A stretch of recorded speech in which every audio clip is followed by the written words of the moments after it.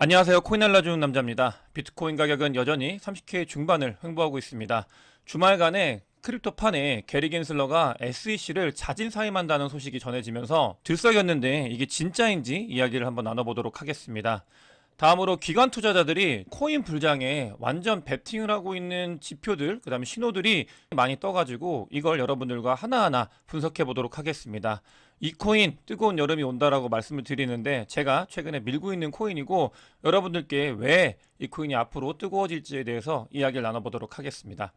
먼저 7월이 시작됐는데 비트코인은 7월 달이 역사적으로 좋은 달 중에 하나입니다. 달을 보게 되면은 거의 10번 중에 한 7번 정도가 상승했던 달이었기 때문에 이번 달도 7월이 시작하면서 좀 좋은 달로 마감이 되길 바라면서 시작하도록 하겠습니다. 게리 겐슬러가 이제 사임한다는 소식이 크립토판에 전해졌는데 민주당이 2024년도에 대선을 해야 되는데 너무 무분별하게 코인 관련되어 있는 규제를 남발하다 보니까 반감을 너무 많이 사가지고 워싱턴에서 그러니까 대선을 할 때 부담으로 작용이 되고 있다 이런 이야기가 나오고 있다고 했었습니다.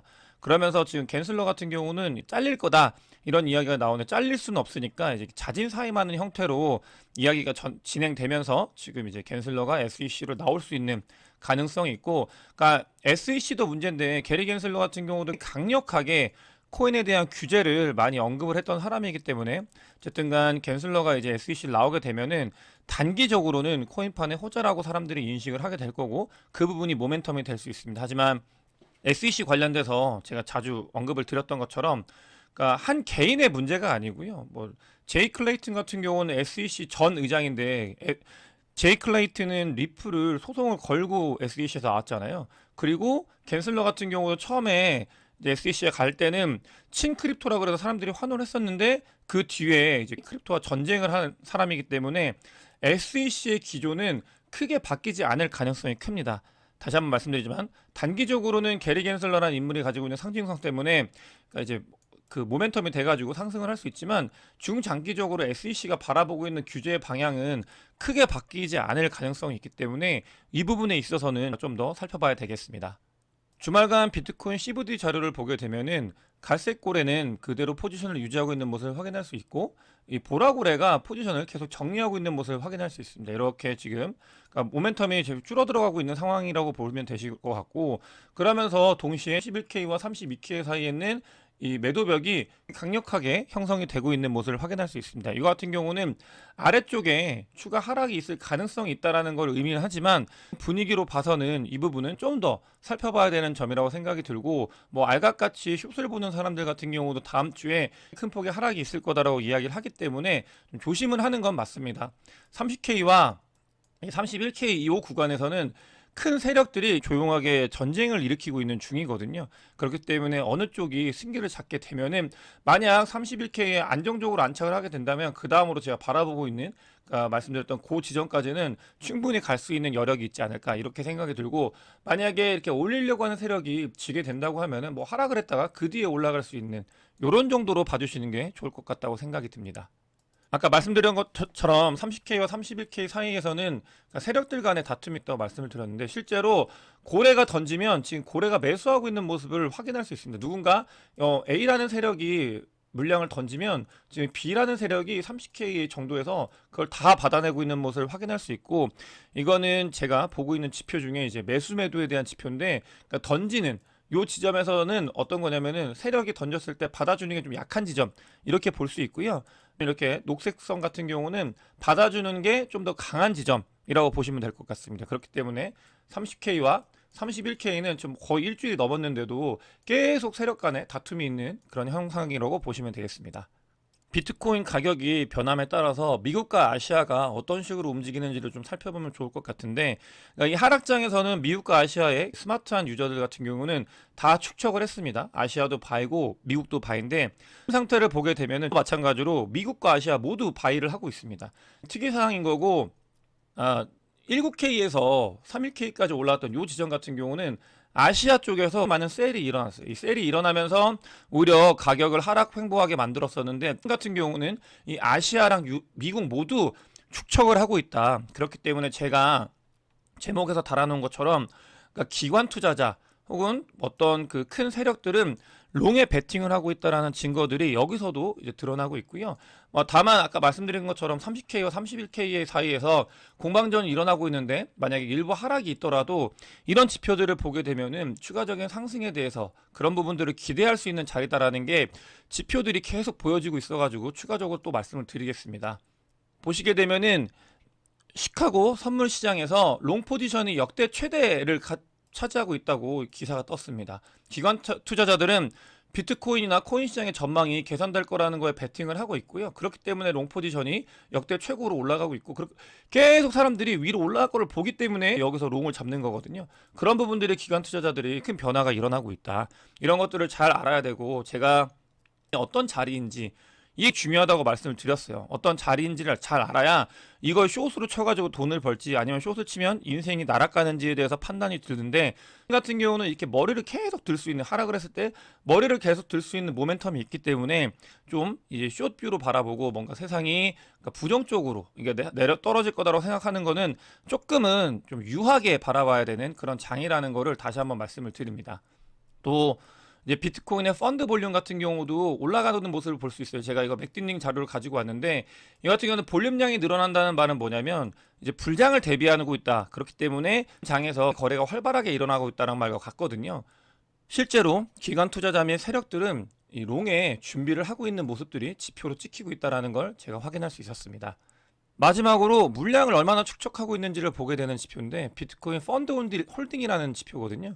급격하게 늘어나고 있는 모습을 확인할 수 있습니다. 이 부분 같은 경우는 그러니까 롱에 베팅을 하고 있는 거고 그러면서 비트코인을 모으고 있다, 코인들을 모으고 있다라는 지표와 같은 이야기이기 때문에 제가 뭐 기사, 그 다음에 뭐 온체인 데이터, 지표들, 그 다음에 분석들 이런 것들을 다 종합해서 말씀을 드리는 걸 보게 되면은 기관 투자자나 큰 세력들은 어쨌든간 뭐 단기적일 수 있지만 롱에 좀 더 뷰가 가깝구나 이런 것들을 읽을 수 있습니다. 그렇기 때문에 이런 부분들 롱에 베팅을 하는 부분들을 보고 하락을 하더라도 이 지점이 추가적으로 상승할 수 있는 모멘텀이 될 수 있는 그런 지표들이 충분히 있기 때문에 접근을 한번 해봐야겠다 이렇게 볼 수 있는 객관적인 자료가 되는 거죠.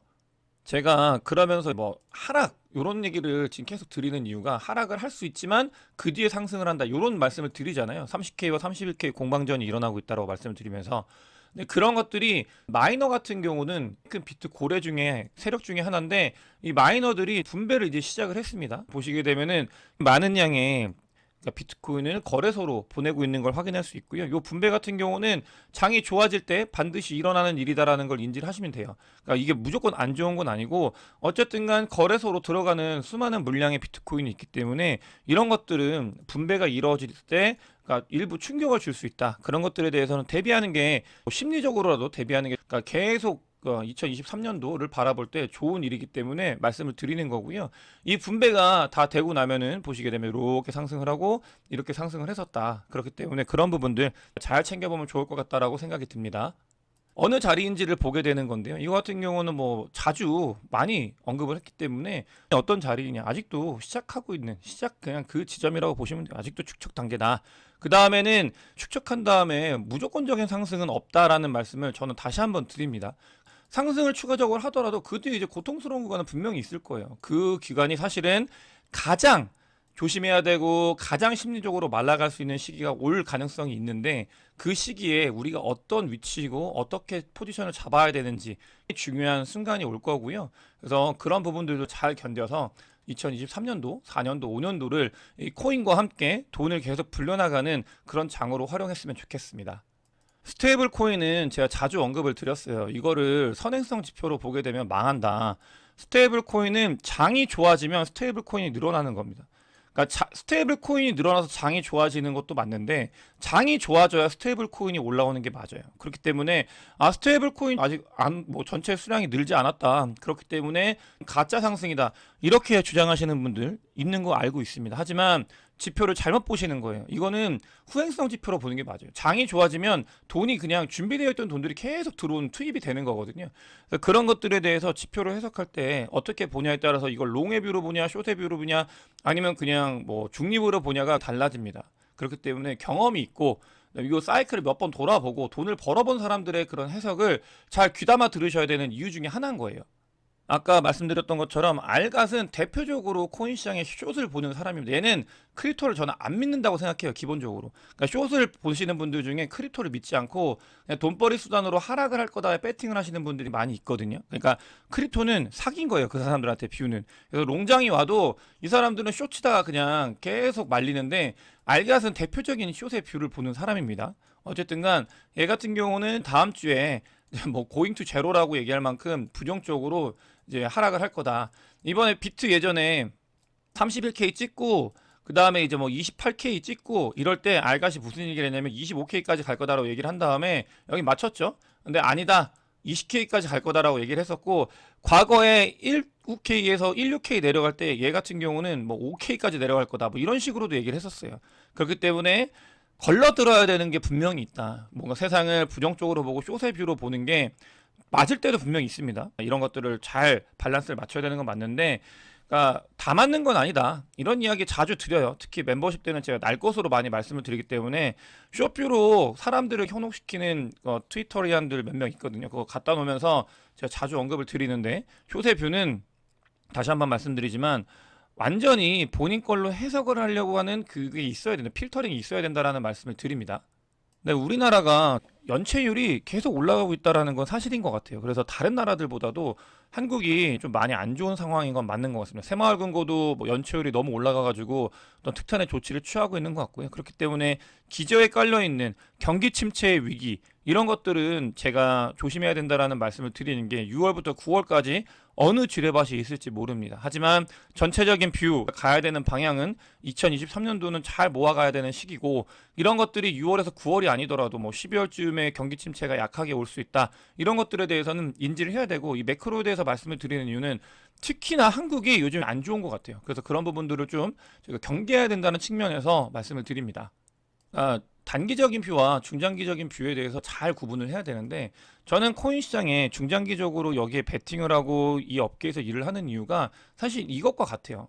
전 세계인의 92%가 암호화폐의 기본 지식을 갖췄다. 이 말은 뭐냐면 전 세계 사람들이 뭐 60억, 70억 인구가 크립토에 대해서 대부분 다 안다는 거예요. 하지만 다 알고 있지만 전 세계 자산의 1%도 되지 않는 부가 코인 시장에 있습니다. 코인 시장에는 1% 되지 않는 부가 여기 있고, 근데 전 세계 92%의 사람들이 알고 있어요. 폭발적인 성장을 할 거라는 거에 대해서 저는 개인적으로 믿고 있고, 그렇기 때문에 코인 시장은 전체적으로 계속 바라보는 뷰가 롱뷰로 제가 바라보고 있는 게, 이런 것들이 뒷받침을 하고 있다고 보시면 되겠고요. 우리나라는 뭐 더딜 수 있지만 유럽과 다른 전 세계적으로는, 그러니까 코인 관련되어 있는, 크립토 관련되어 있는 시장 자체가 성숙해져 가고 있고, 또 변화가 무쌍한 그런 상황입니다. 유럽 같은 경우도 투자가 많이 늘어나면서 그러니까 크립토 시장에서 한 축을 차지해 가고 있고, 이런 것들은 그러니까 유럽에서 세금에 대해서 얼마나 얘네들이 준비를 해가고 있는지를 보면 되는데, 착착착착 우리나라보다도 훨씬 빠르게 준비를 해나가고 있습니다. 뭐 0%인 것도 있고, 그다음에 각 나라에 맞춰가지고 그 상황에 맞춰서 코인 관련되어 있는 과세에 대해서 정해지고 있고, 이런 것들이 코인 시장이 점점 발전해 가고 있다는 하나의 증거와도 같다고 생각이 들고요. 그렇기 때문에 우리도 이 코인 시장에서 어떻게든 돈을 벌기 위해서 노력을 해야 된다는 생각을 하고 있습니다. 비트코인 캐시 같은 경우는 좀 올랐다가 잠잠하죠. 근데 대표적인 쇼뷰로 보는 사람이 비트코인 캐시는 이렇게 하락을 한다고 해요. 근데 최근에 틀리고 있기 때문에 그냥 어떻게 될지 한번 지켜보자는 측면에서 가지고 와봤고요. 그러니까 단기적으로 많이 오른 코인은 당연히 쉼이 있어야죠. 휴식을 취하고 그 뒤에 위로 갈지 아래로 갈지 결정이 되는데, 비트코인 캐시는 요 구간에 있다라는 걸 확인할 수 있습니다. 제가 이 코인의 뜨거운 여름은 온다라고 제목에 달았는데, 최근에 이더리움에 대해서 많이 말씀을 드린 걸 알고 계실 거예요. 이더리움이 각종 데이터와 지표를 봤을 때 굉장히 길을 모으고 있다고 생각을 하고 있거든요. 가격이 오르지 않아가지고 답답하기도 하지만, 그러니까 오른다고 했을 때 큰 그 모멘텀을 가지고 상승을 할 거라고 점점 더 생각을 하게 되었습니다. 그래서 여러분들께 이 이더리움에 대해서 꼭 관심 있게 봐야 된다라는 그 생각이 들어가지고 마지막으로 자료를 준비해 봤습니다. 오늘 영상이 도움이 되셨으면 구독과 좋아요, 많은 공유 부탁드리겠습니다. 영상 봐주셔서 대단히 감사합니다.